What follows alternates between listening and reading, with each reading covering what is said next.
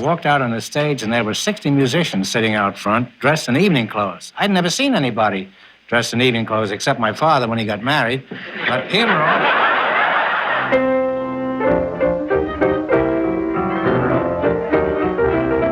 Welcome to the Marx Brothers Council Podcast, episode 90, The Marx Others. Bob has left us to join the Olympic team, but I'm here. I'm Matthew Coniam, and Noah Diamond is here with me.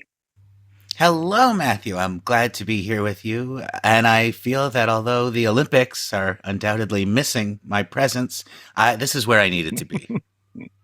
Well, tucked inside my copy of Simon Lubish's book, Monkey Business, are two newspaper reviews, British newspaper reviews from when the book came out that I'd obviously kept for reasons other than idle curiosity. I'm looking at them now. The first one, I've not kept the name of the newspaper in question, and I can't tell from the font, but it's written by a man called Mark Sanderson, and you know you're in safe hands when the review begins. Are the Marx Brothers funny anymore? Were they ever? And he then goes on to share this insight.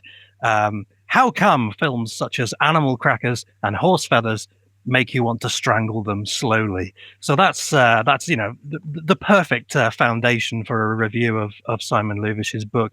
But pig ignorance of that sort, I can rise above. I can turn a blind eye and a deaf ear too. But more irritating to me is the one from the Sunday Times, written by a man who rejoices in the name Christopher Bray.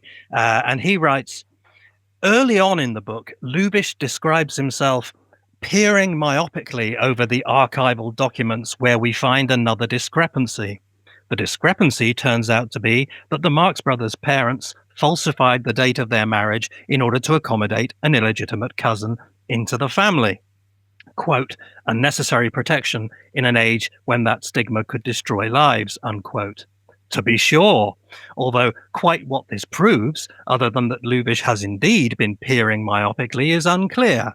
Off he goes, though, truffling for more tedium.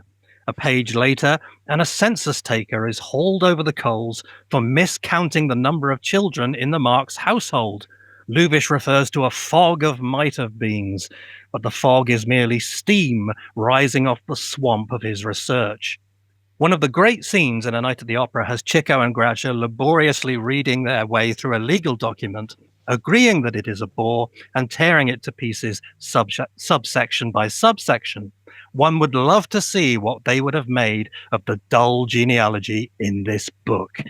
Now, that is a review that has it all. How many times have we encountered all of those things? Truffling for tedium, don't analyze it, just enjoy it. Yes. What would Groucho make of this? He'd rip you a new one, and so on and so on and so on. Truffling for tedium. Well, if you're somebody who likes truffling for tedium, and I assume that you haven't just landed on this podcast because you've been out in the rain and you want somewhere warm and dry to hide, I would imagine that you probably like truffling for tedium too.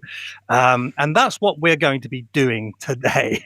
We're going to be truffling for tedium in exactly the same corner of that steaming swamp as Lubish, because we're going to be looking at the other members of the Marx family, the literal Marx family, and to some extent also their professional family.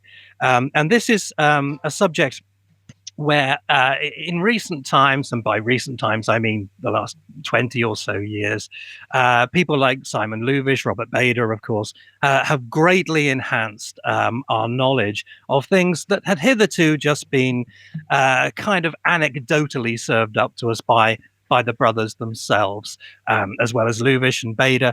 People familiar with this podcast will especially clock names like Stuart Treister, Pat McCackey, who have likewise been able to test some of these long-believed claims and sometimes find them wanting. Search our back catalogue for Pat on Art Fisher and Stuart on Humorisk especially. And as for Jane Margaret Leighton, Reg Pitts on Margaret Dumont, watch this space.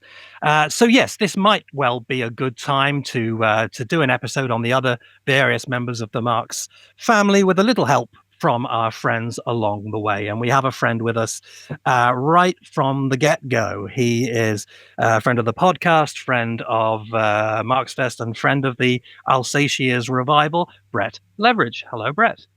Hello, fellas. Welcome back, Brett.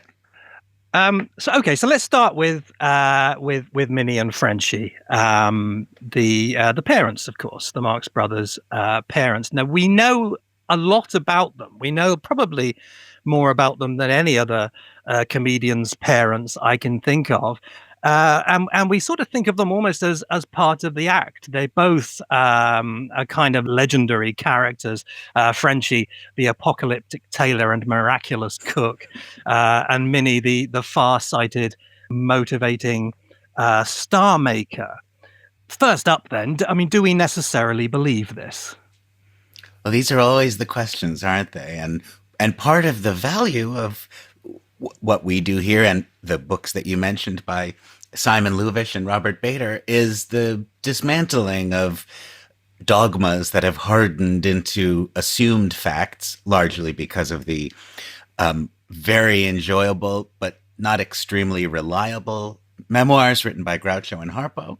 And even in some of the earlier biographies of the Marx Brothers, a lot of mythology hardens into accepted fact.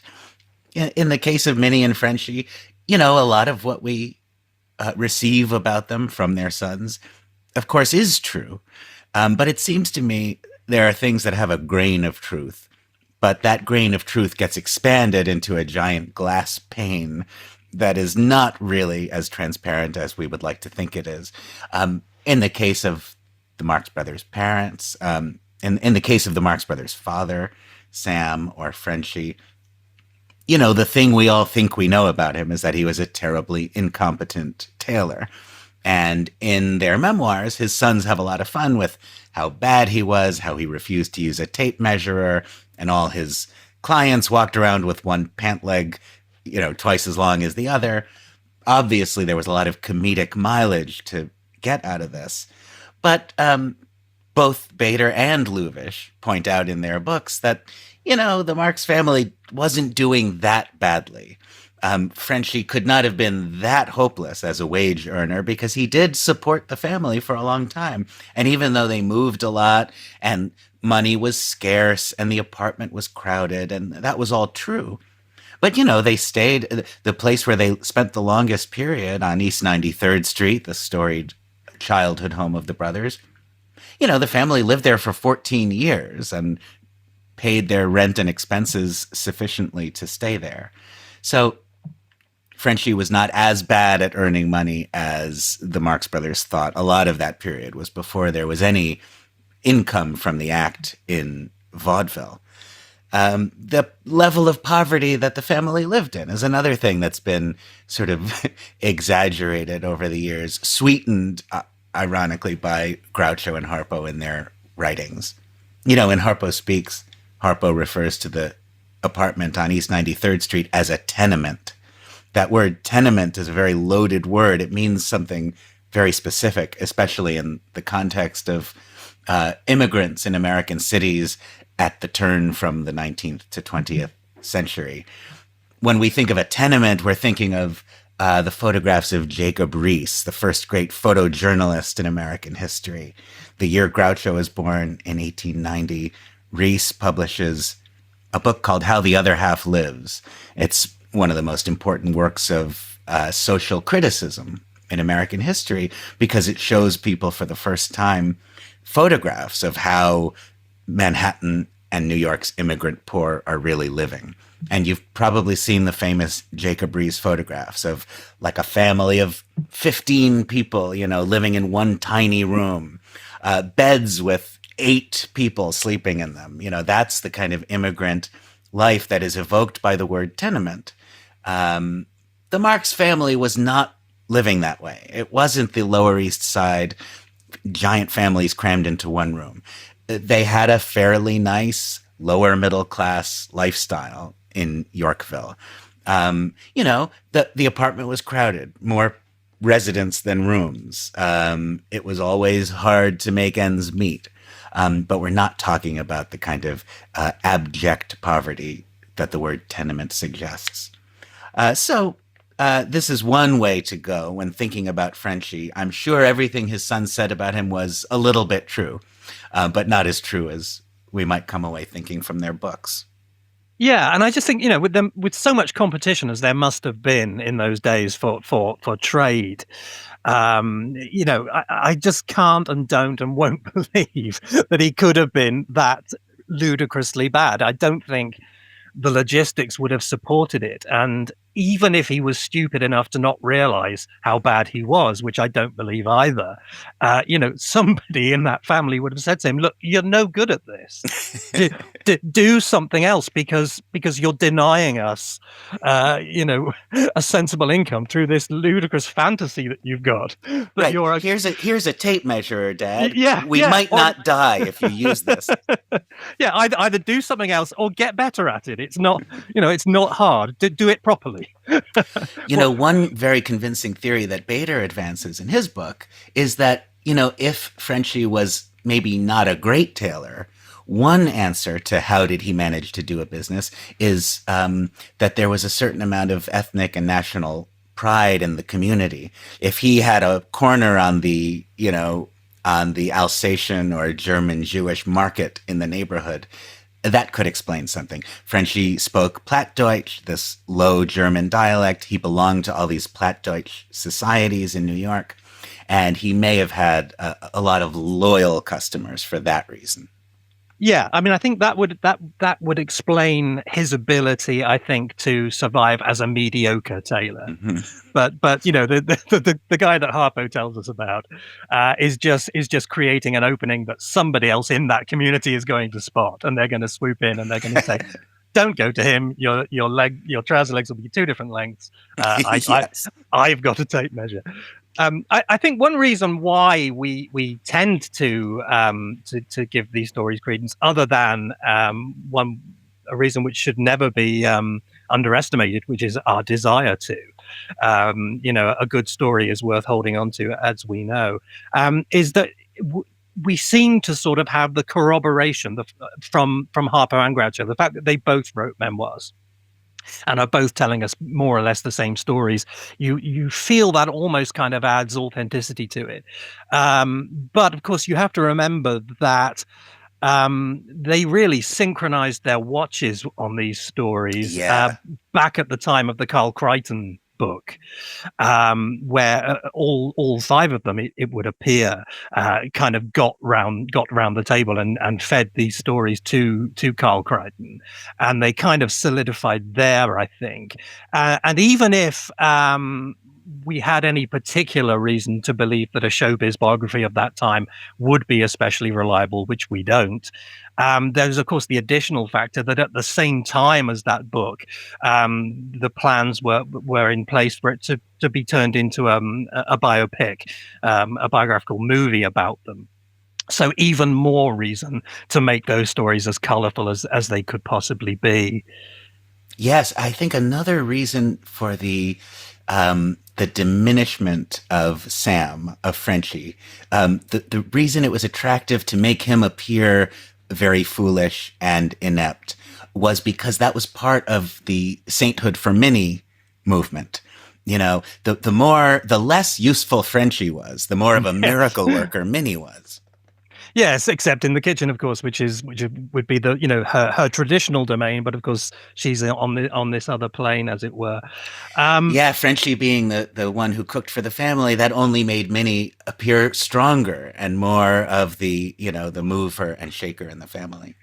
Yeah, and also I think it's interesting, and this is just my kind of subjective belief. I could be wrong about this, in which case I'm happy to be corrected. But so far as I know, the Frenchie legend, which is a kind of a negative one, it's a slightly, although very affectionate, it belittles him, only appears after he's died, whereas the Minnie legend is right there, right from the earliest times.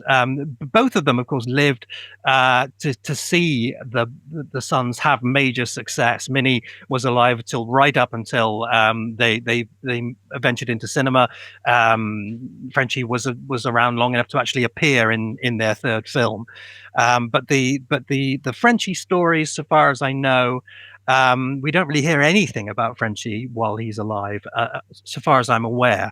Whereas with Minnie, all that stuff is immediately put into the record. And Brett, I think you today posted, didn't you, in the Facebook group?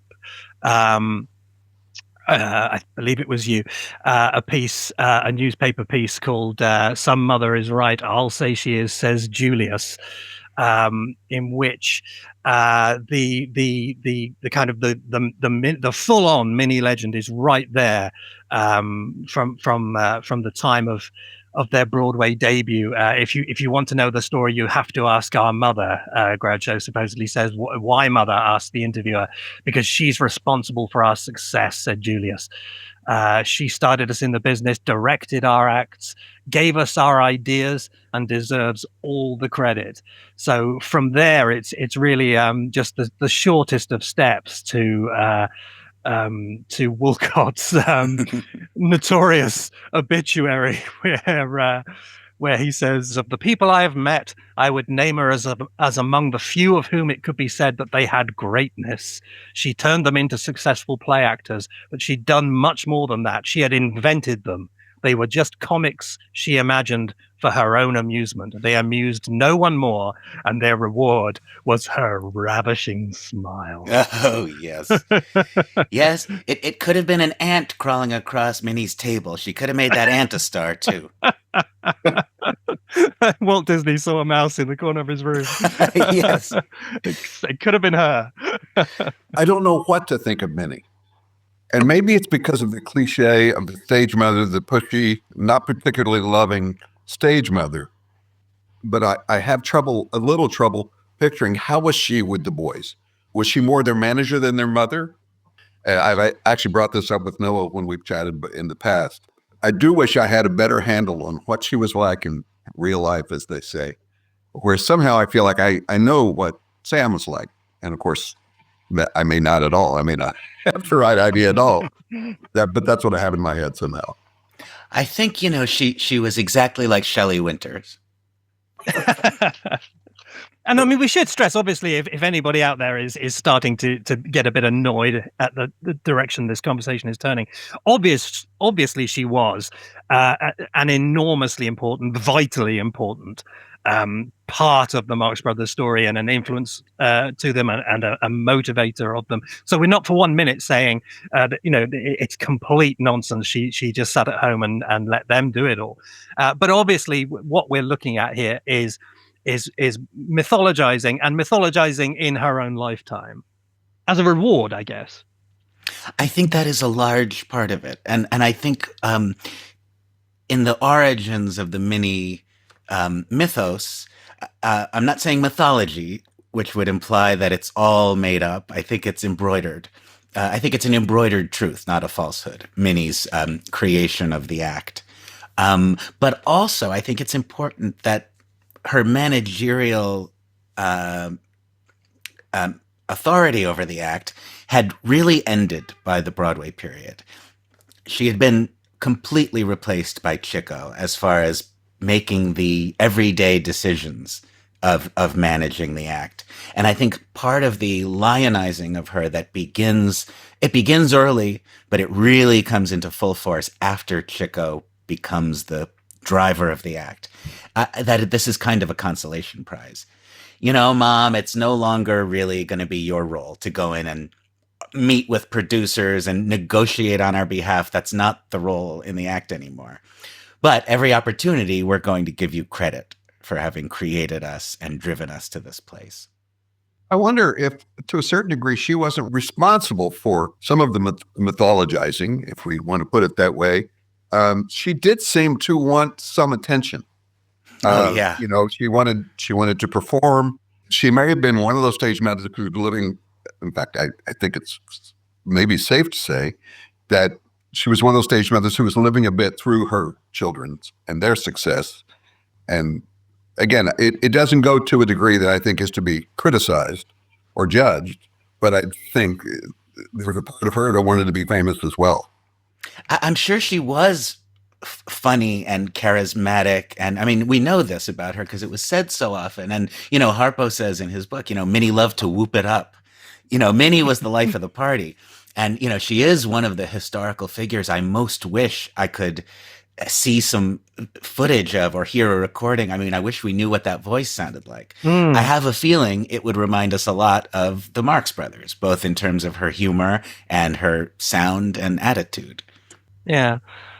Well, before we leave the subject of Frenchie and Minnie especially, I'm always fascinated by the more neglected corners of celebrated lives. And as we know, Minnie tried a number of other things in her life in addition to show business, from chicken farming at one stage, I believe, to another interesting little detour that she took that you're particularly interested in, Brett.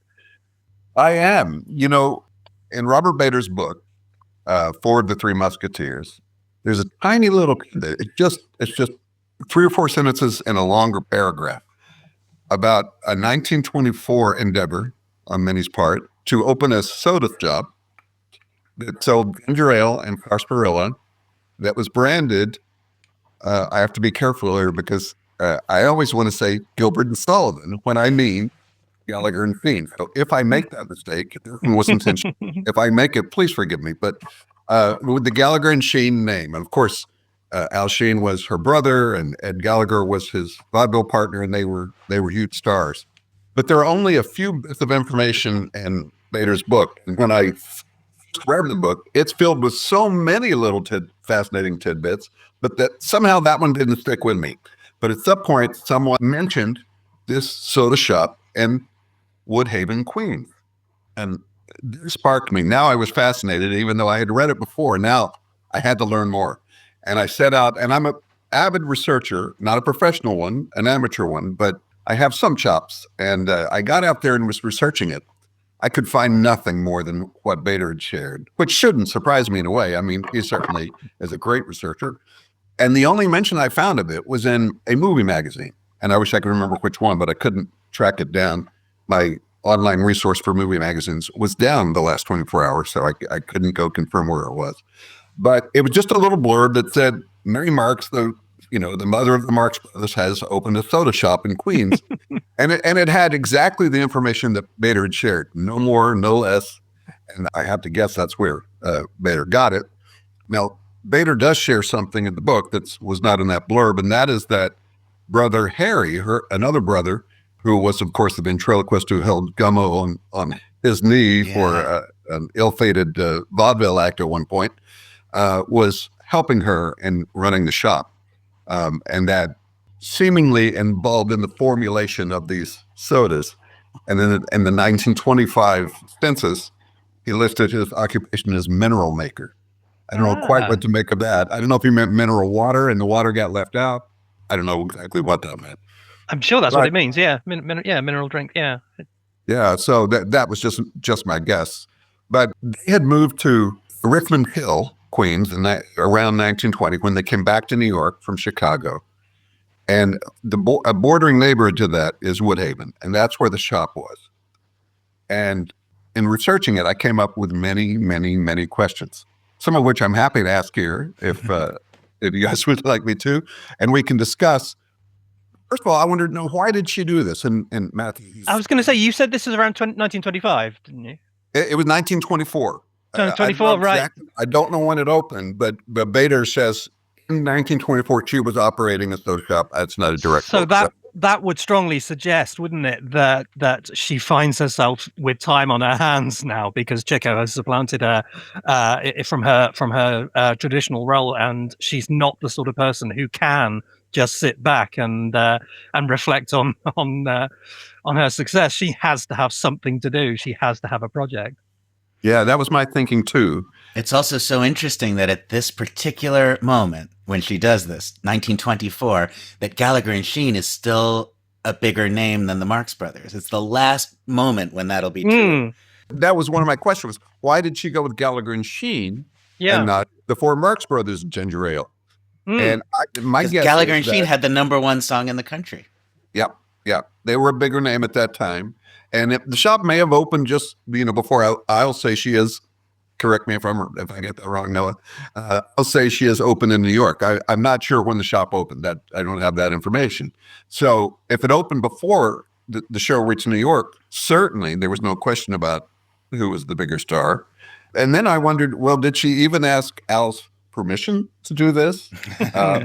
Did he maybe give her some seed money because he was going to get some of the profits if there were any? One thing I wonder, I don't know if we have an answer for this, but how common was it for showbiz personalities to lend their names to beverages or other kind of confectionery products? Couldn't find any other examples. There's no Eddie Cantor root beer at the time.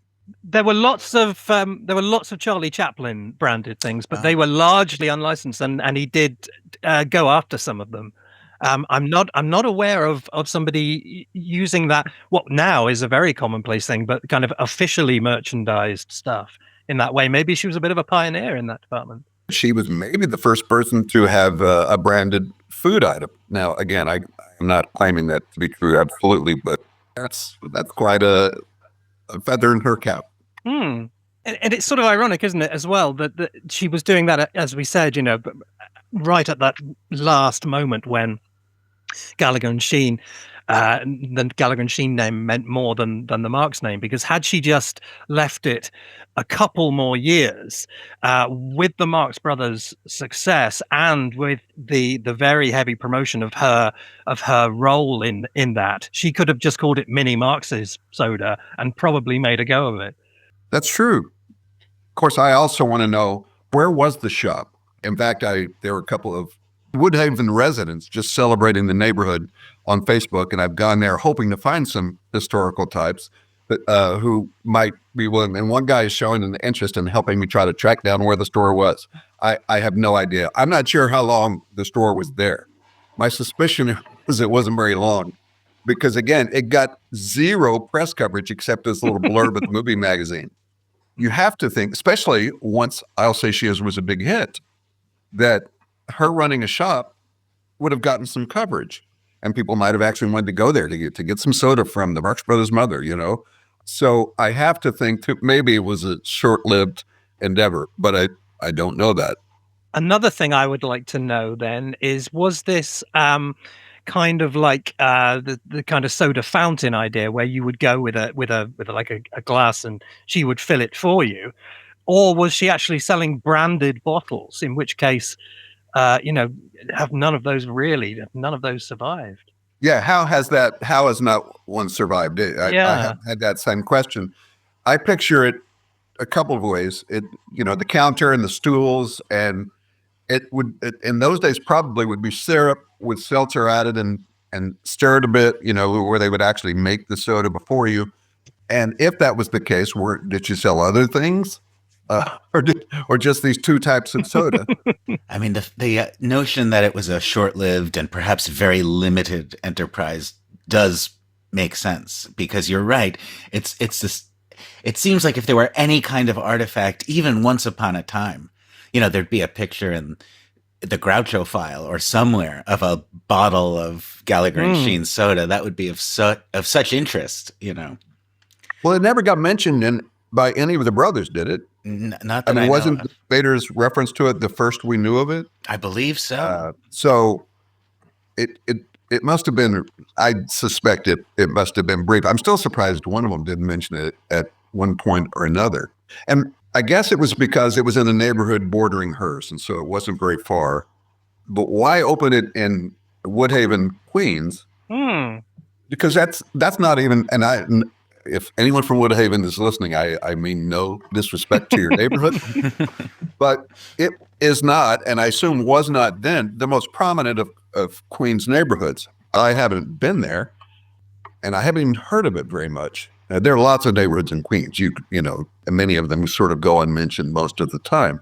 But why would she have picked that spot?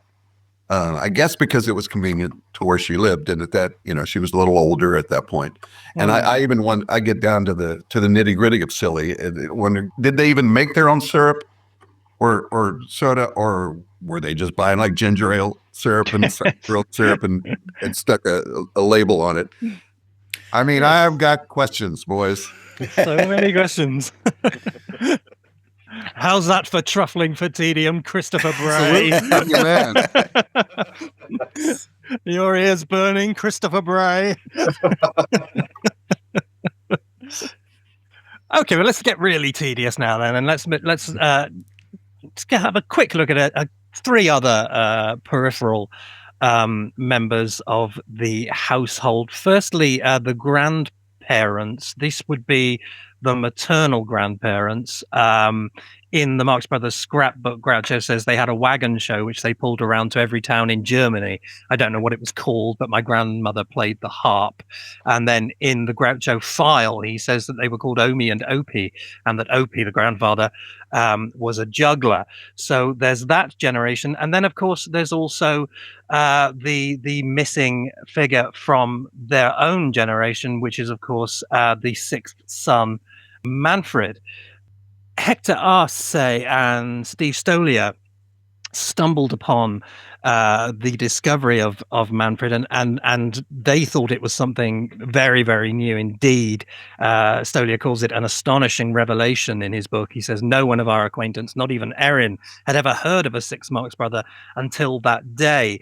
But in fact, I think actually this wasn't so much something that was hidden as just kind of had just fallen away. I don't think there was ever any intention to keep that a secret. And for instance, there's a 1958 newspaper interview with Zeppo, which just casually says, originally there were six Marx brothers, but one died early in life, he said. So it was just a little bit of information, I think, that fell away over the years. But nonetheless, we don't know much about him, and his age was always uncertain, ranging in the telling from 3 months to 3 years. But Noah, you know a little bit more than I do about all three of these people. Well, a little bit, yeah. I mean, as far as Manfred goes, there's really just so little to know. He was a 6-month-old human, and he never got to be any older than that. As with most of these details, I'm relying on Bader for the dates and figures here. That Manfred was born in January of 1886 and died on July 17th of the same year. According to his death certificate, he died of enterocolitis, which is an inflammation of the intestines, as well as asthenia, which is general abnormal weakness and malaise. So he was, a baby who got sick and died in 1886. It's likely that Chico was conceived very shortly before or after Manfred's death. And as we know, biographers have made a lot of the idea that Minnie's pampering of Leonard might have had something to do with her grief over the loss of Manfred. Makes perfect sense, but it's an easy thing to assume. It's an easy theory to advance. The idea that Manfred was a Marx brother in one sense, that he conceivably could have been a performing Marx brother in some completely different timeline where he survives, but of course in that timeline everything might be so different that there is no Marx Brothers. You can play that second guessing history game endlessly and go down every door of every possibility. Manfred means more to us than he had inherent meaning, except of course to his family, who loved him as a baby and grieved his loss. In 2021, when I was working on the second of my streaming documentaries for Fredonia Marxonia, this is the one called There's Nothing Like Liberty, the Marx Brothers and America. And you can find it on YouTube to this day. Seth Sheldon and I endeavored to locate the graves of Leif and Fanny and Manfred. And the story is told in There's Nothing Like Liberty, it's actually bookended by these cemetery visits. At the beginning of that film, Seth and I go looking for the graves in Washington Cemetery in Brooklyn, and we do not find them, and we conclude that perhaps they can't be found. And then, as more information smiles on us, at the end of the film, we're able to return with more information, and we do locate the resting places of all three of those Marx family members. So it's nice to know where they are for people who want to go visit them. They are in Washington Cemetery in Brooklyn, and I'll link to There's Nothing Like Liberty on the webpage for this episode. You can watch that and follow our footsteps if you want to go visit them yourself. It's very beautiful to watch in that film, Seth playing the harp at what we have just discovered to be Fanny's grave, Fanny being the original harpist in the family, and on some level, the inspiration for Harpo. So why does Groucho call them Opie and Omi? Or is that Those are German affectionate terms for grandmother and grandfather. Are they? Yeah, it's like Bubby and Zadie would be the Yiddish versions of that. Right. Omi and Opie. I don't know if that's proper German or Plattdeutsch, but it means grandma and grandpa. We know nothing about Frenchie's parents. I presume they didn't even come to America. Correct. Yeah, there's very little. In the early pages of Bader's book, he has more to say about the Marx family, Frenchie's origins, than anyone else has, but there isn't much. Frenchie had a cousin, maybe a stray other relative or two in the United States with whom he went to live when he immigrated. I guess he also got the idea of being a tailor from his cousin who was already working as a tailor in the States. But yeah, as far as the Marx brothers were concerned, their family history was all on their mother's side. And just going back to Manfred as well, it's sort of terrible though it is to reflect on this. Certainly in a household of that sort in Britain at the turn of the century, and I can't imagine New York would have been much better. One infant death in 6 is actually pretty good going. Yeah, it's a good point. Yeah, I mean, I around that time over here, people had extremely large families, partly because it was an absolute copper bottom certainty that not all of them were going to get past early infancy. It was the same here, Matthew. Yeah. I do a lot of research about performers from the first half of the 20th century, and so many of them were born in the 1800s. And it's remarkable as I look into their family and see their siblings, how many have lost some siblings. And this is based on no data or anything. It's just my observation. It gets better quickly in the 20th century. One other name to note, of course, is cousin Polly, who is presumably is the Pauline listed in the census that Lou Levy was referring to from his research swamp. Yes. Yeah, cousin Polly. It's funny. There's a number of people in the story who most of us know one thing about them because Groucho told us one thing about them. And the one thing about cousin Polly that most fans remember Groucho saying is that she had a big ass, right? That's what he says about her on the Evening with Groucho record. I'm sorry to say. That's what it is. You can play pinochle on her rear end. That's what we know. And if you mention cousin Polly to Marx Brothers fans, they would probably, their eyes would light up and they would say, oh yeah, you could play pinochle on her rear end. It's kind of cruel and unfortunate. And there isn't a whole lot more that we know. Polly was the daughter of Minnie's older sister, Hannah. That's Aunt Hannah, who was in the act for a little while. Hannah was a couple of years older than Minnie. She had 2 different marriages we are aware of. Neither of those 2 men she was married to seems to have been cousin Polly's father. And as referenced in one of the reviews that you read at the top of this episode, Matthew, there was some effort on the family's part to try to make this look better. Polly's birth date was fiddled with to make it appear that she could have been a product of the union between Hannah and her eventual husband, Max Lefebvre, or Lefevre, but she was not. She was born in early 1884, so she's, roughly the age of the Marx Brothers, 6 years older than Groucho. Unknown father. In 1903, she married Sam Muller, one of Frenchie's card-playing friends. Another thing we tend to remember about Polly is that at that wedding, when she married Sam Muller, a very young Groucho and Harpo tore the urinals off the wall in the restroom. That was at Polly's wedding that event took place. Ended up stood in piss, as he says in the scrapbook. Yeah, and and another thing about Pauline is that she was around. I mean, in the picture in the Groucho file of the big family reunion, the one that is captioned "Our Mishpocha," Polly's in that picture. She's an old woman in that picture. But we don't have a whole lot to say about her. What we have is Simon Luvish's fanciful theorizing that she might have been a kind of embryonic straight woman to the young Marx Brothers. We don't really know that, but it's fun to think it. Which brings us to the act and the various other kind of, we could think of it as sort of pseudo Marx Brothers that flitted through that act in their early days. And Minnie herself, of course, was involved as a performer at one stage, along with Aunt Hannah, who Groucho tells us had a fine soprano voice. So another at least more than passably talented member of that strain.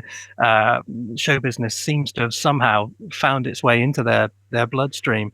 Groucho also says in their first act with him and Gummo, there's a woman called Mabel O'Donnell, and he's very charming about her also in the scrapbook. He says the sum total of what he has to say about Mabel O'Donnell is, I think she had a glass eye, she was stuck on me, and she was a fucking nuisance, on top of which she was ugly. So that's Mabel O'Donnell preserved for all time. Thank you, Groucho.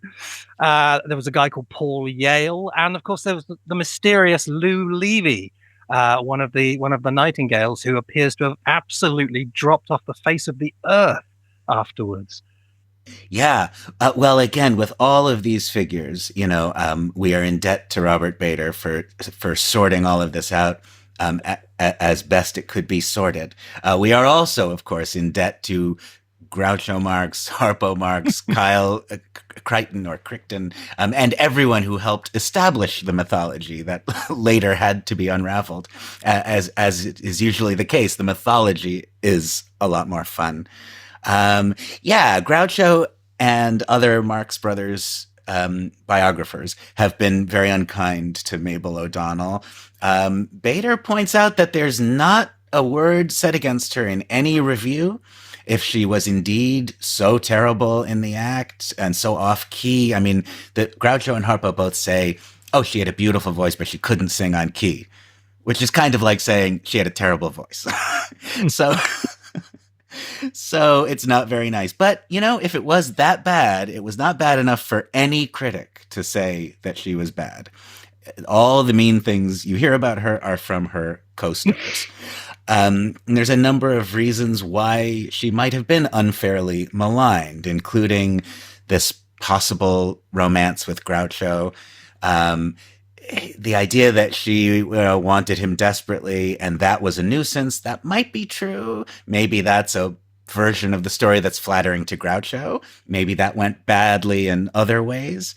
There were also all these practical reasons why having her in the act was not great for them, including the fact that she was a girl and had to have her own place to sleep. You could put all the boys in one room in a boarding house, but it was expensive to have to get another room for her. So at its most basic level, it might have been unsustainable when the act was really struggling. In 1908, she was replaced by Lou Levy or Levy. So he becomes the new Mabel O'Donnell, and he can sleep in the same room with the Marx Brothers. So it's less expensive. And that might really be the whole thing. It's also worth noting, she never worked with Harpo Mabel O'Donnell was in the act when it was the three Nightingales. It was Groucho, Gummo, and Mabel. So everything Harpo says about her in his book is received wisdom. That's good to know. And Lou Levy, yeah, he's, we feel like we know him better because of photographs, in those classic pictures of the Nightingales, the ladder pose with Groucho on the top, and everyone thinks Groucho is Harpo when he's wearing his Hans Pumpernickel wig. Lou Levy in those pictures looks like a beautiful kid. He looks funny, and cute, and so, we love that guy. A lot of people even mistake him for one of the brothers. But very mysterious. He was in the act for maybe a year. According to most accounts, he was a dutiful, responsible member of the team with a good singing voice. But he disappeared after leaving them. There's a reference to him in something Damon Runyon wrote in the 1940s. And that's about all as far as Robert Bader or anyone else has been able to tell us. And there are other ones as well, confusing the record, aren't there? People who look like they really could be him. People in music publishing and so on, but they're definitely not. That's right. Yes, the researcher's curse of a common name. Yes. It makes it so hard to track someone down when their name is even relatively common. Absolutely true. Yeah. Yeah, you're better off looking for almost anybody other than Lou Levy in vaudeville at the turn of the century. Well, the person we've kind of skirted around up until now has been Al Shean, and of course the act of Gallagher and Shean. So we are going to have a look at Gallagher and Shean now. So at this point, we will say thank you very much for joining us, Brett Leveridge. Thank you very much for joining us, Brett Leveridge. Thank you so much.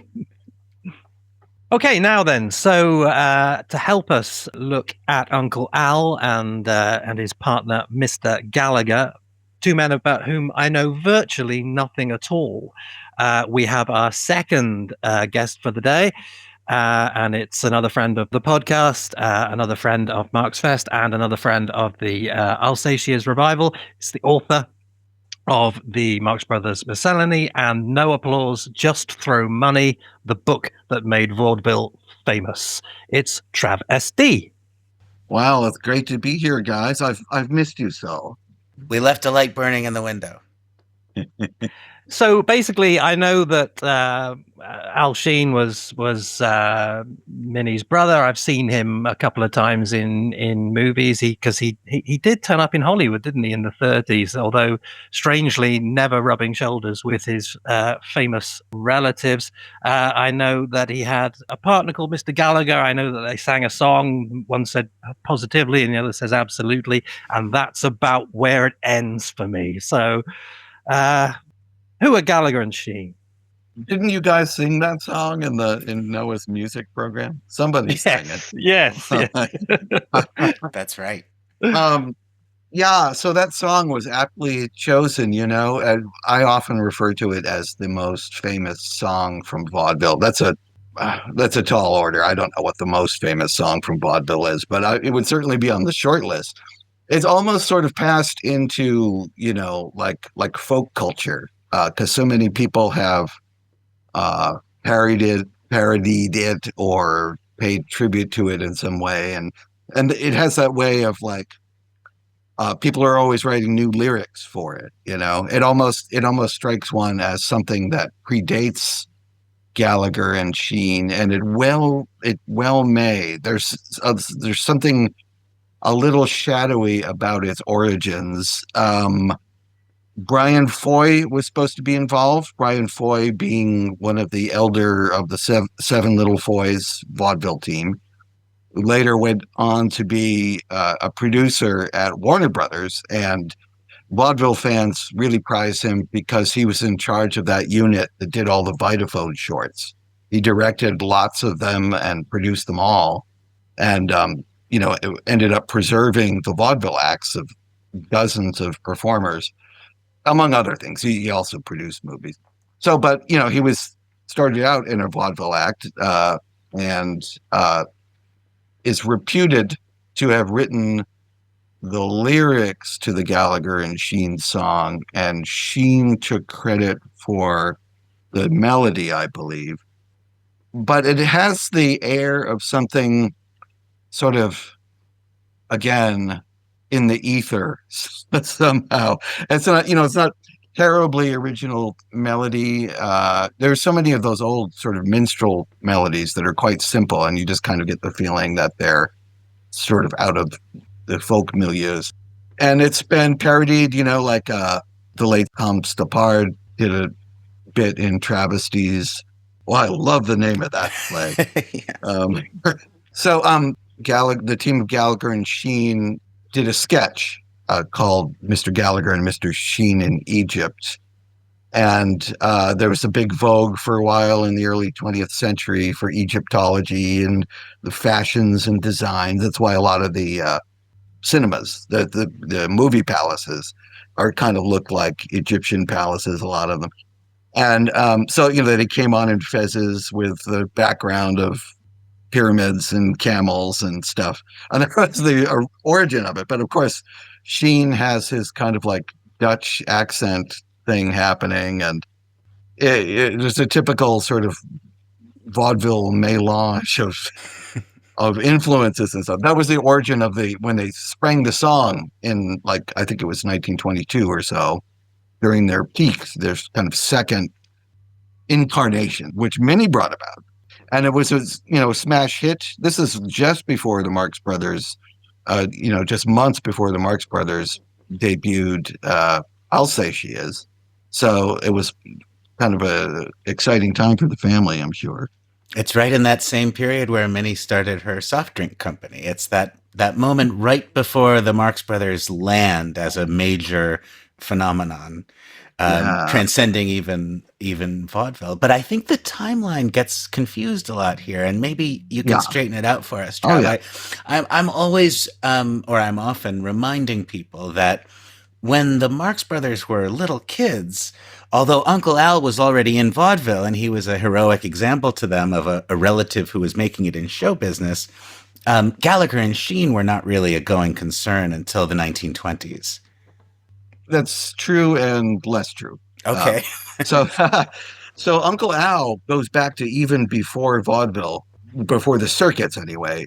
It was kind of coalescing, there was variety happening in saloons and in dime museums and what you might call variety theaters.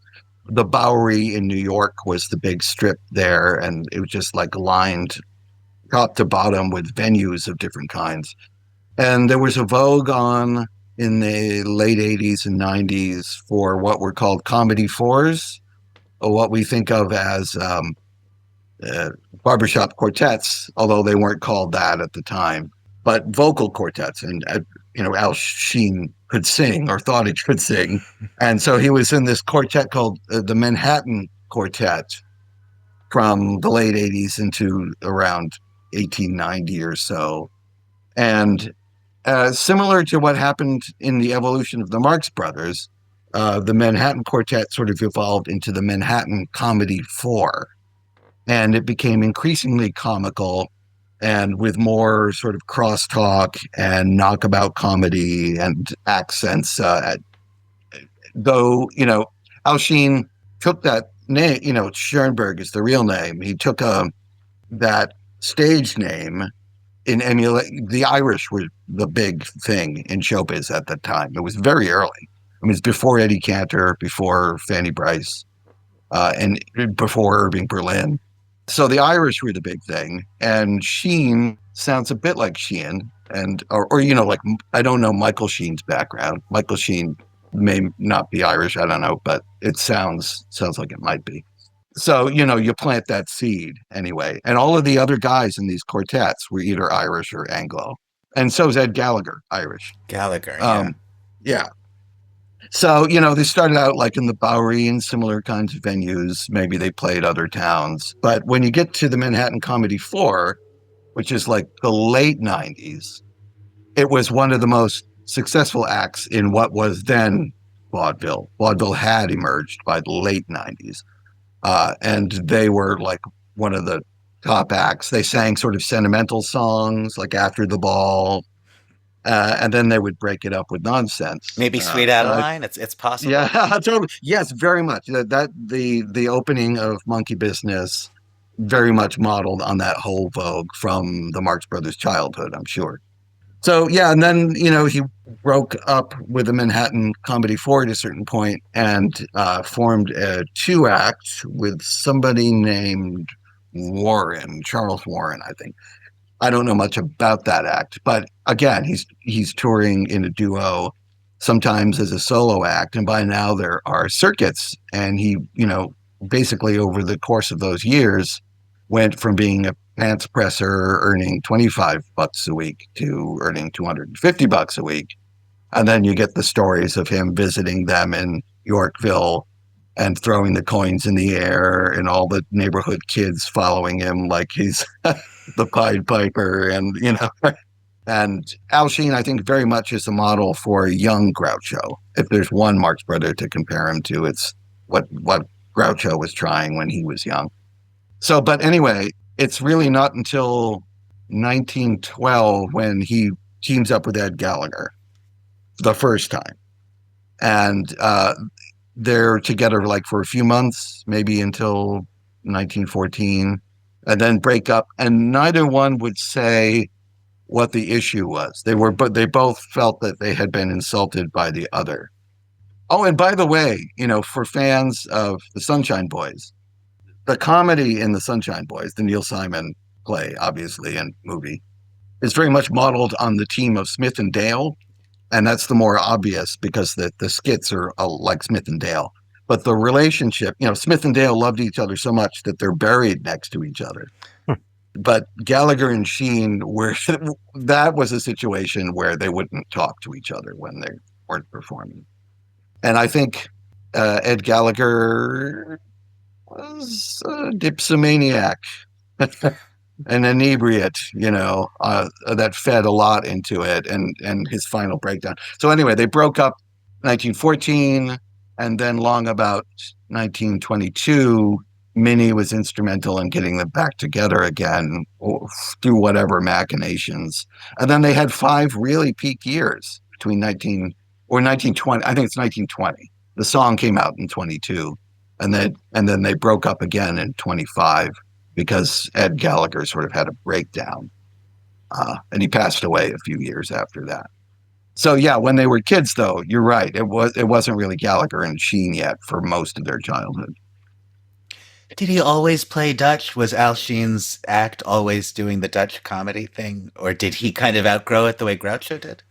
I think it sort of evolved that way. And as you know, I never tire of blogging the Weber and Fields thing.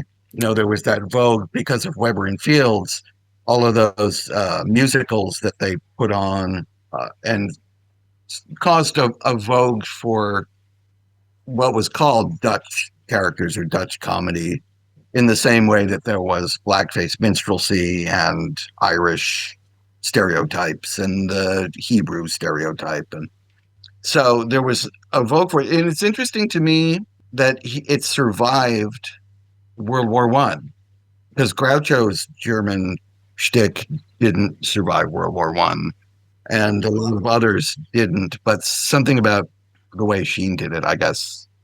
I don't know. Maybe you could answer this. If it was known that he was related to the Marx Brothers by that point, and by that point, Eddie Cantor was famous and Fanny Brice was famous, and maybe it was okay to be Jewish because some of the. Definitely with Weber and Fields, when you listen to them, they put quotes around the German because they're also kind of being exaggerated versions of themselves. They just grew up in a German neighborhood, and a lot of their shtick kind of reads as Jewish comedy as much as it is faux German or whatever. So it might have just been like that, Yeah, it's a little bit confusing because we know that. We understand Groucho to have given up the Dutch character because of wartime shifting sentiments about Germany. But the sort of second coming of Gallagher and Shean in the early 20s is well past that point. Yeah. Maybe it didn't matter anymore. I mean, maybe it had been an issue some years before that. Yeah. That's a good read on it, too. And also, he's wearing a fez, and his name is, Irish. So it is just like a mutt, vaudeville mutt. Yeah, and so it didn't dawn on me until recently, but like I think the idea of the Marx Brothers being a quartet might be related to those comedy fours in some way. Obviously, there's so much differentiation between the characters in the Marx Brothers that they're almost like it's like a quartet of solo acts in a weird way. Whereas in the comedy fours, they it's more like the Beatles, when the Beatles come out and they all have the same suit, more that kind of idea. So in these peak years, in at the start of the 20s, when they were absolutely at the top of their game, where could I have gone to see them? I mean, were they in vaudeville, or were they on Broadway, or what were they doing? Yeah, they were like the biggest of the big time. So you could see them at the Palace Theater in New York, and they played in the Ziegfeld Follies. That was in 22. And they played in the Ziegfeld Follies again in 23. And then they were in the Greenwich Village Follies in 25 when they broke up the second time. So, yeah, they were playing the big time circuits. I was interested to see that they both had some experience in burlesque. Ed Gallagher especially had come up through burlesque. But that was a very different kind of burlesque than we're accustomed to thinking of, much more like vaudeville, but it was still racy for its time because there were chorus lines of girls and things. They had come up through that, which the Marx Brothers never did, as far as I know.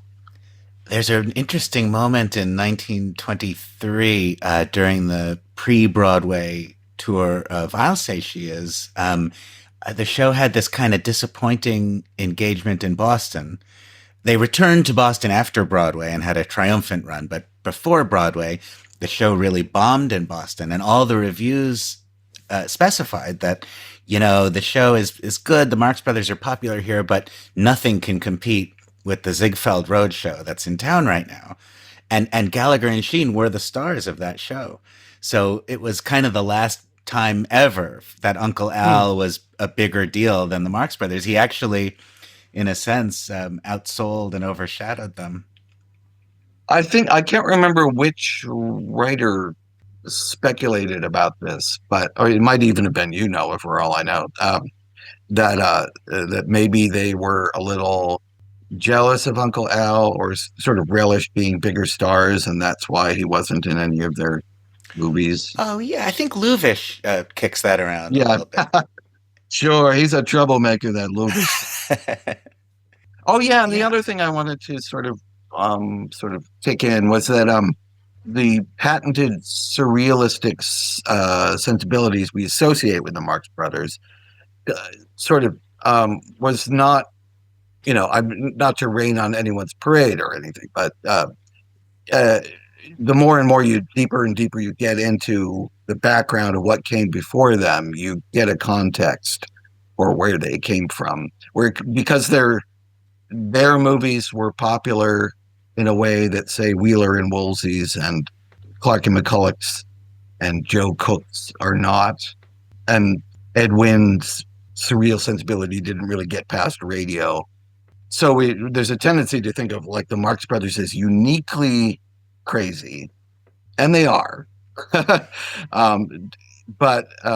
it comes from a place. It comes from a sensibility that kind of predates them, going back a few decades to Weber and Fields and to Gallagher and Shean. The sketch that he wrote for them that became Home Again, a lot, you can see it in there.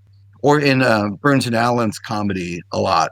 A lot of it's sort of copped from joke books that were sort of circulated by the comedy writers back then, and they contributed to them.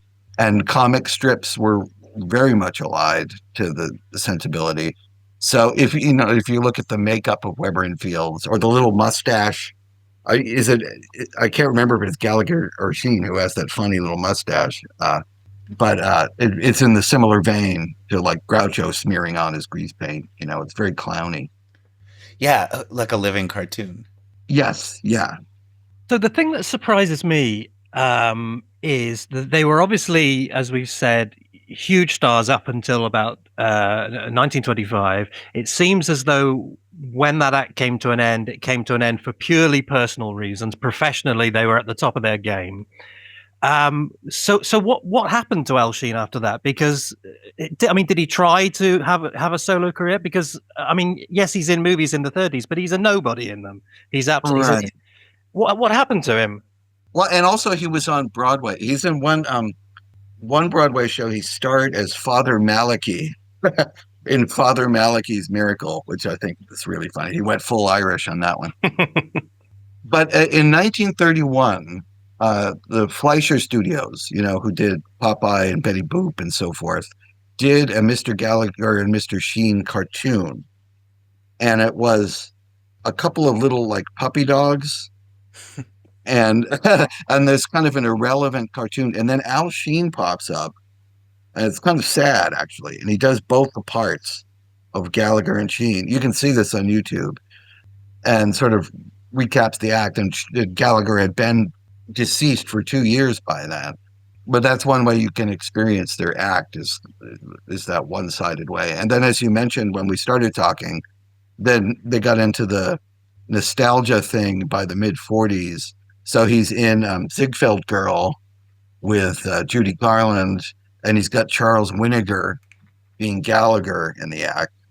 And they're kind of circumspect about it. They don't call him Gallagher and Shean or something like that. Or his name is Pop Gallagher. It's not Ed Gallagher. And then his last movie was Atlantic City, and they got some actor to play Ed Gallagher in that one, and he recreated his act in that. But you're right. In a lot of movies, he's almost like an extra. One very cool one, favorite movie of mine is San Francisco, which was actually where Ed Gallagher was from. But the 1936 movie San Francisco starts out with this great sort of Barbary Coast element. And then there's an earthquake, and it turns into a disaster movie because it's the San Francisco earthquake. But Al Shean is the vaudeville conductor, the professor in the nightclub where they work. I've seen that film many, many times. It's one of my wife's absolute favorite movies, and it's a terrific movie. Yeah, I did not clock him in that. There's a few movies where he's cast like as a musician of some sort for some reason. That's one of them. Yeah, there's a nice clip at the beginning of If You Get Near a Song, Play It, Fredonia presentation number 3. I found a clip, the title of the film eludes me at the moment, but a clip of him playing a music teacher in a kind of B movie about a little boy who's a musical prodigy. And he's very lovable in it. It's a kind of an avuncular old music master role. It's kind of crazy that he's not in a movie with the Marx Brothers. The thing I know him best for is a film called At Sea or Shore, which is one of the 2 films that Patsy Kelly made after Thelma Todd died in that series. It's the one with Lyda Roberti. He's got a fairly large part in that. That's 1936, I think. I have some names of some sketches that Al Shean wrote. Oh yeah, this one intrigued me. These are sketches he did with his partner Charles Warren. Hitting the Captain is one, and that is compelling to me because it reminds me of The Captain and the Kids or the Katzenjammer Kids, which is it's written in that same Dutch shtick, that comic strip. So I don't know if he's sort of in dialogue with that or not, but it sounds similar. And then there's another one called Quo Vadis Upside Down. Oh, yeah. Yeah. Yeah, that comes up in some of the literature. What's your assessment, Trav, of the importance of Gallagher and Shean in the saga of vaudeville? I mean, the fact that the Marx Brothers were Al Shean's nephews has elevated him somewhat, hasn't it? Yeah, to us. But, when you go back, I was looking through Joe Laurie Jr. wrote I call him the Homer of vaudeville. He wrote the whole Yeah. vaudeville. which is little more than lists of names, really. But at certain point, he had a short list of maybe 4 or 5 acts that he called the most imitated acts in vaudeville, and it was them, Gallagher and Shean, and Charlie Chaplin, and Harry Lauder, and somebody else. I can't imagine Jolson's not among them. So at least back in mid 20th century, they were still legendary to that degree. But yeah, in terms of a legacy, it's kind of hard to know. I think a lot of people know that song and just don't know the dudes who did it. They know the little melody and the. It shows up here right into the 1980s and 1990s on TV comedy. You will have impressionists doing two current politicians, and they'll be doing a parody of that song, and nobody in Britain has a clue what that is, but they have that kind of race memory of the song. Yeah, I think because it kind of reads as music hall almost. It kind of just broadcasts music hall in a certain way.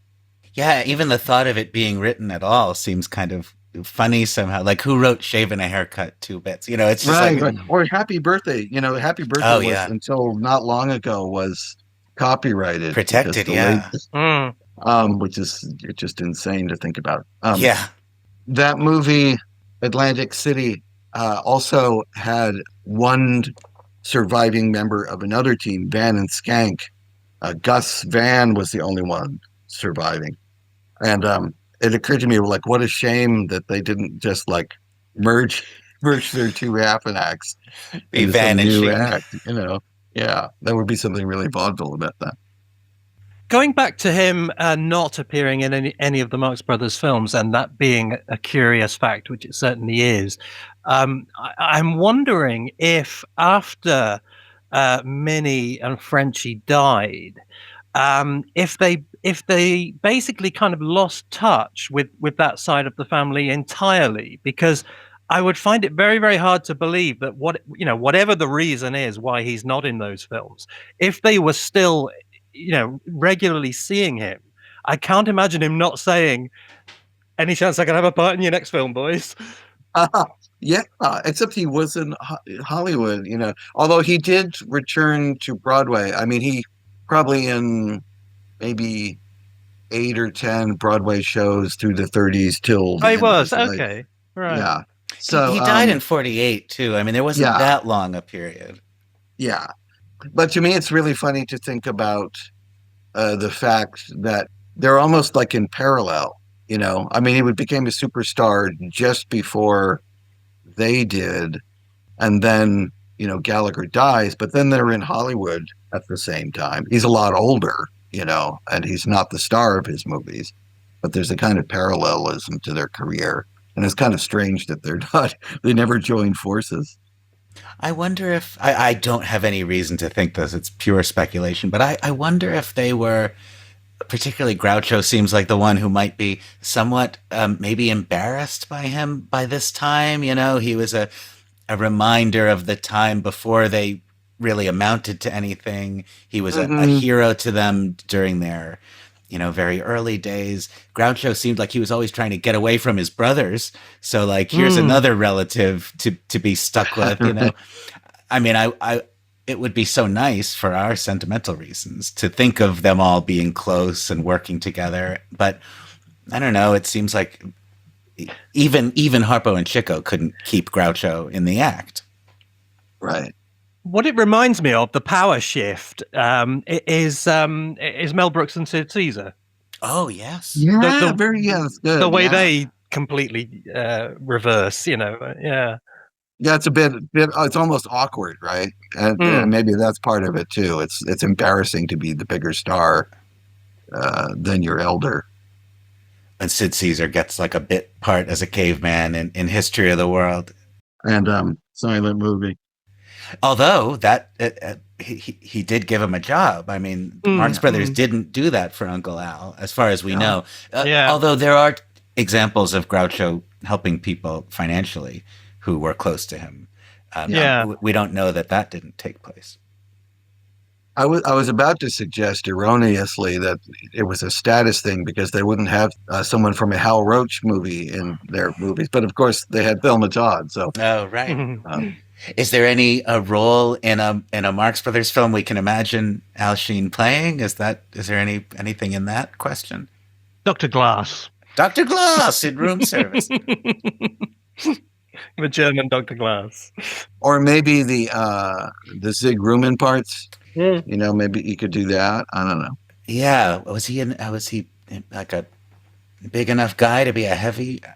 I think of him as a comical little man. But there's plenty of little small parts he could have done. Yeah, or at least a cameo of some kind. Mm. Well, and the kind of cuddles, S.K. Sakal kind of roles as like a guy behind the counter somewhere. Yeah, there's something like Chaplin's little journey. I don't know if you've ever seen the Countess from Hong Kong. It's the last one, right? Yeah, it's a very sad swan song.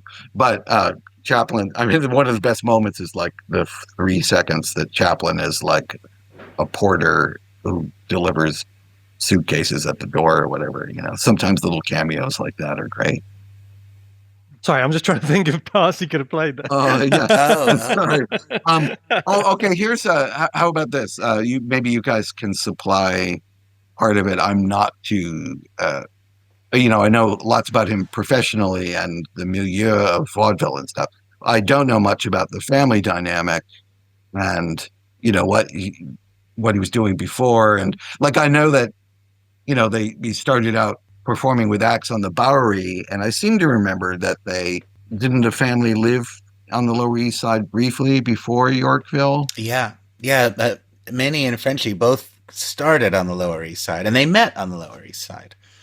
Yeah, so maybe he was living down there initially, and Lou Shean was the one who was with Chico. Yeah, Lou Shean was Hannah's son, Minnie's sister Hannah, who was also a cousin Polly's mother. She was Lou Shean's mother.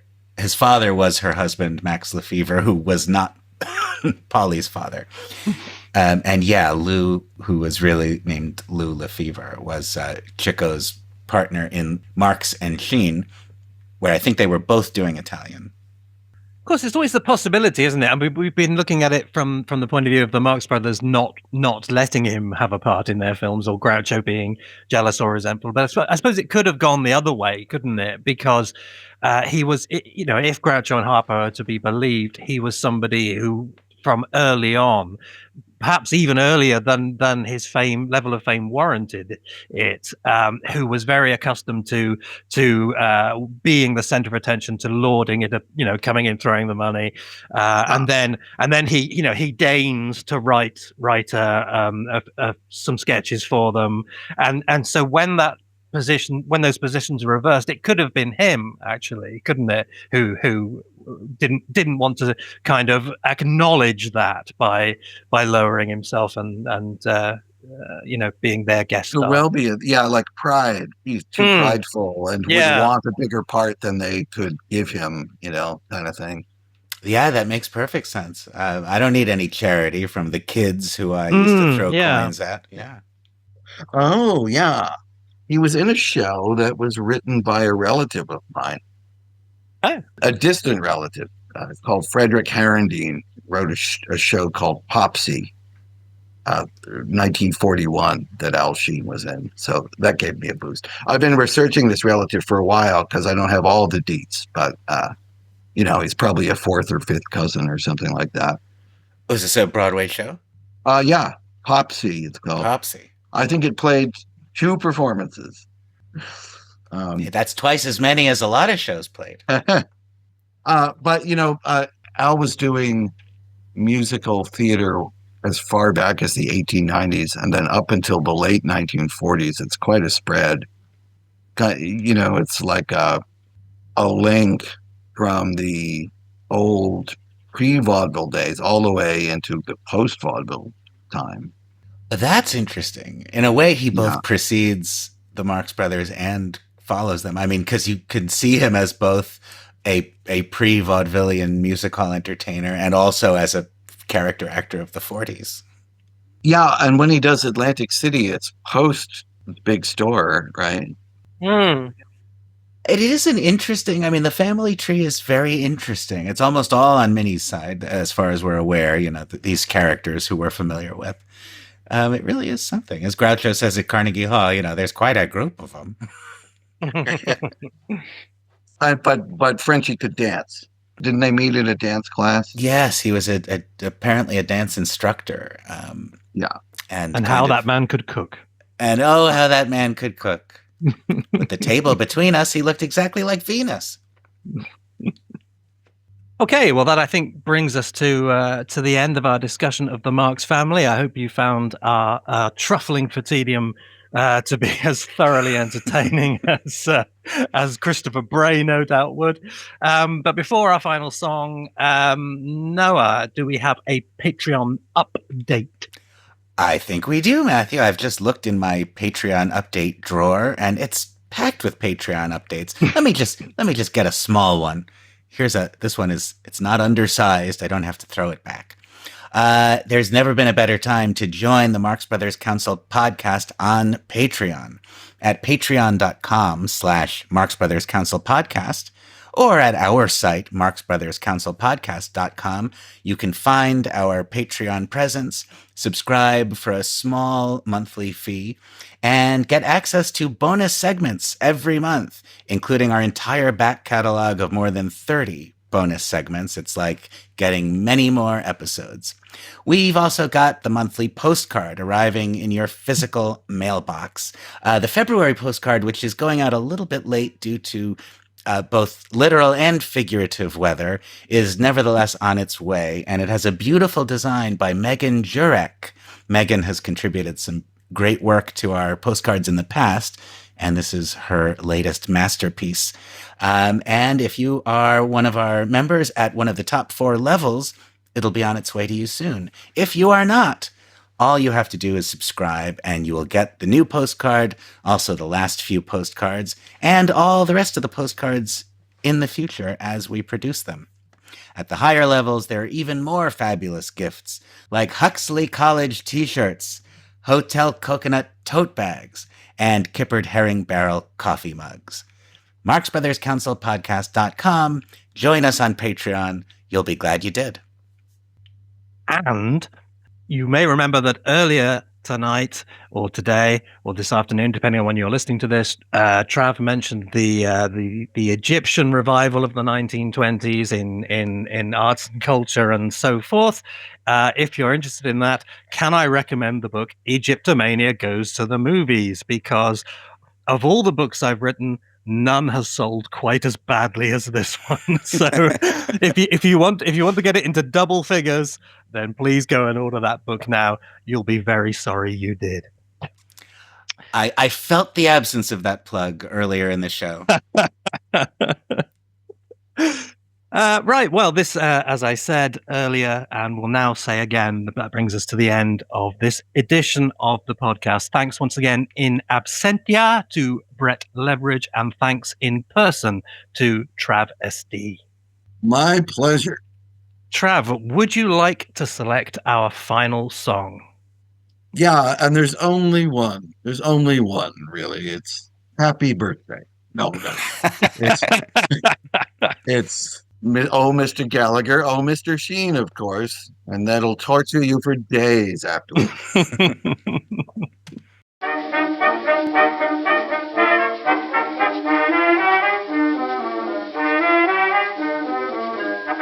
morning, Mr. Gallagher. Good morning, Mr. Shean. There is something that is troubling me that is very plainly seen. Mr. Gallagher, I'm a peaceful man. I never yell or shout. Mr. Shean, if you will confide in me, I'll try and help you out. Oh, Mr. Gallagher. Yes, hello. Mr. Gallagher. Well. Do you think it's wrong for a man to strike his wife?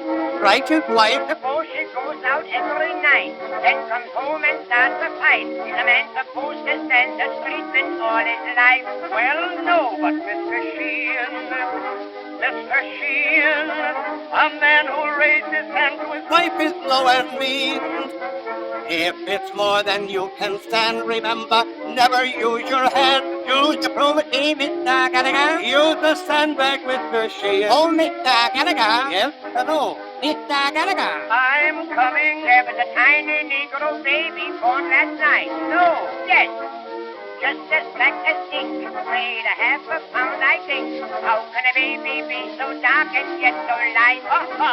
Why, Mr. Shean, Mr. Shean, that is the funniest colored scheme I've ever seen. But I know a hen that's black at sight, and she can lay a egg that's white. Why, that's nothing, Mr. Gallagher. No, can you do it, Mr. Shean? Oh, Mr. Gallagher. Yes, I'm here. Mr. Gallagher. Well, what is it? Every morning in the bedroom I redo. You redo? I bend forward, up and down, and every day I lose a pound. The only two clothes I own is steady blue. You be careful, Mr. Shean. Mr. Shean, exercising in the bathroom, quite a feat.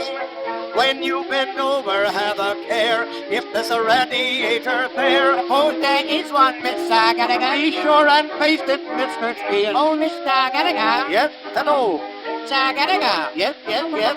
Woman right is turning out to be a joke. How do you know? They've been given the right to vote, but doesn't it get your vote in public places now? They demand the right to vote. You don't know the half of it, Mr. Shean. Why, Mr. Shean, they also love to gamble on the green. Why, they indulge in games of chance where you can lose your shirt and pants. I'm speaking of women, Mr. Gallagher. That makes no difference, Mr. Shean.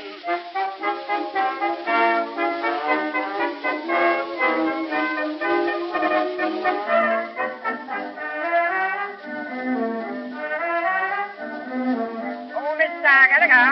Hello? Mr. Gallagher. Mr. Shean. I wonder why did you come here alone?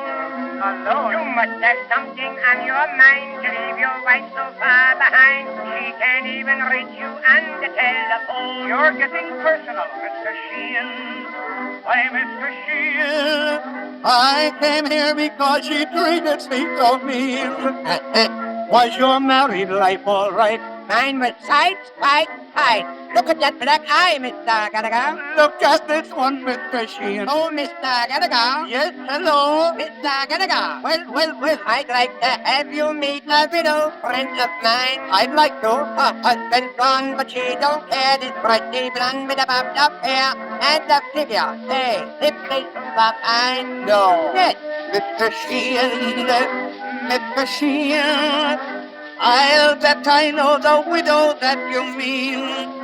A pretty face, a baby stare. I am the guy that bobbed her hair. But she's a grass widow, Mr. Gallagher. And I'm a lawnmower, Mr. Shean. Oh, Mr. Gallagher, what do you want? Mr. Gallagher? Yes. If you're a friend of mine, please let me a couple of bucks. I'm going home. I'm so broke and badly bent. No, I haven't got a cent. I'm so clean the tent that I've been washing up. Well, Mr. Shean, why, Mr. Shean, you don't mean to say you haven't got a bean? Not a red. On my word, as I'm alive, I intended to see you for 5. Merry Christmas, Mr. Gallagher. Happy New Year, Mr. Shean. Oh, Mr. Gallagher. Well, Mr. Gallagher. Yes, I'm here. What do you call that game they play upon the link? At 65 up all the way, you can't find it at all. Then a caddy walks around and thinks the sink. Why, I'm surprised, Mr. Shean. Mr. Shean, you don't even know a hazard from a green. It has become a popular game and you don't even know its name. Hello, Mr. Gallagher. No, lawn tennis, Mr. Shean. Oh, Mr. Gallagher. Yes, hello. Mr. Gallagher. Well, when you sail home, you'll get a great surprise. I will. When your ship is drawing near, it will make you shed a tear to see the light of New York shining in the sky. You're right, Mr. Shean. Mr. Shean, I have made that trip, so I know just what you mean. But there's one light that shines so bright. It's the brightest light in sight. Statue of Liberty, Mr. Gallagher. On the island, Mr. Shean.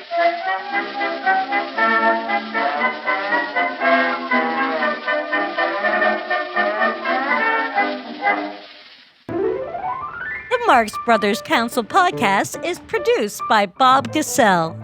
Matthew Conium's books, including the annotated Marx Brothers, the annotated Abbott and Costello, and That's Me, Groucho, are published by McFarland. Noah Diamond's book, Give Me a Thrill, The Story of Alsatias, is published by Bear Manor Media.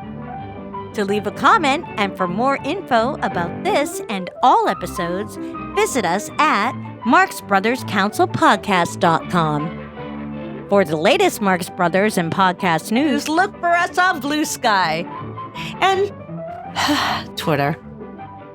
And join the fun with the largest and most vibrant Marx community online, a club that will have someone like you as a member. The Marx Brothers Council Facebook group. That's it for now. Sturgeon! Sure, I'm a doctor. Where's the horse?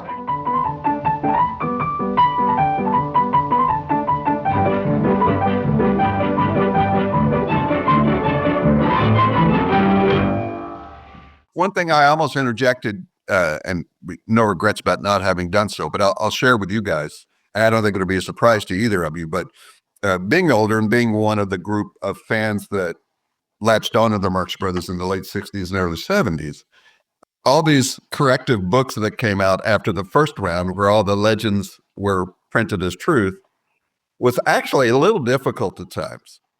It because we'd had years with those, and this was, we learned about the Marx Brothers, those Marx Brothers, the legendary mythical Marx Brothers first. And that's all we heard about them. And then suddenly things started being taken away from us. I thought, really?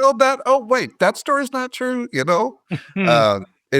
was a little bit, you get used to it as the years go by. And of course I want to know the truth. So it's not like I wish those books hadn't come out and continue to come out. But it was, for that generation of fans, I feel comfortable speaking for the others. It certainly was true in my case. A little painful to have some of those myths, those bubbles burst, It's amazing how many people are still living with those myths. I mean, we get this idea like as soon as a book comes out, we devour it immediately. And now all the paradigms have shifted. But in some of the groups on Facebook, I mean, it happens a lot less in the council than in those other groups. Yes. But there's still people, like confidently telling you, well, the Marx Brothers really became a comedy act in Nacogdoches, Texas. Just repeating the same stuff that we know is. That was an especially painful one because it was, again, I spoke of my love of going to a spot. I long had planned to go to Nacogdoches because that theater's still there. And now I realize there's probably a little reason to go there. That theater they never appeared at is still there.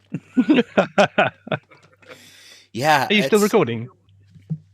We are still recording, yeah. Yeah, good. Let's use all this. Yeah. Oh, okay. I'm sorry. I didn't know we were still recording. So who are some people in the council who you really don't like? Well, I'll say this, Bob, do not include this.